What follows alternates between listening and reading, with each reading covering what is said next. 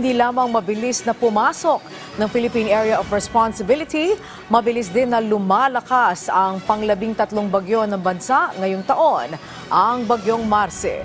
At ang mahigpit na binabantayan dito ay kung saan ito magla-landfall, lalo't kakatapos pa lamang ng pagtama ng bagyong Leon.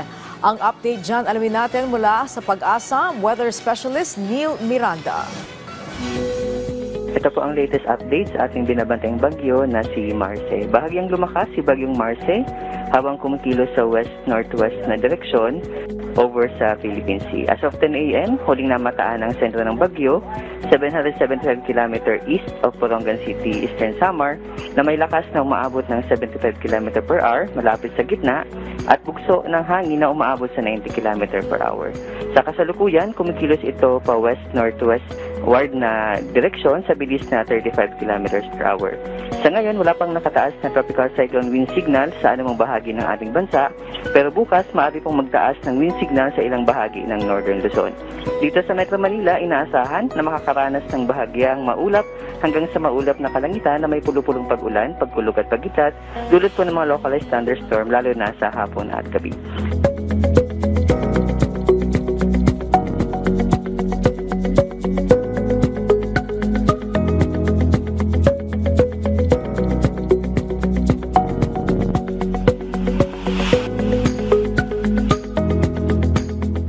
Samantala itong si bagyong si Marce, malaki yung posibilidad na ito po ay maglandfall dito po sa Northern Luzon. Yung westward shift po, likely within the next 24 hours dahil po yan sa high pressure area sa north ni Marce.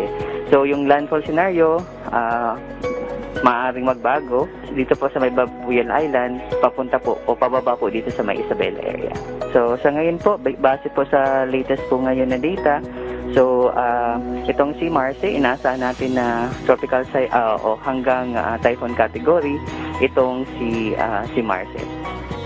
Sa ngayon po, yung northeasterly wind flow po, yung magdadala po ng mga strong to gale force gust dito po sa may Northern Luzon.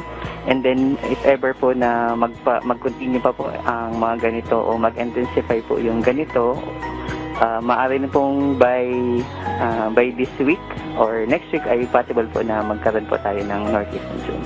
Samantala, ito po yung ating dam update.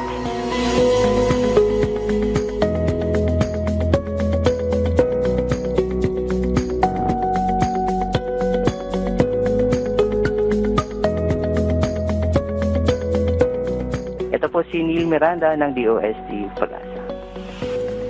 Maraming salamat, Pag-asa Weather Specialist Neil Miranda.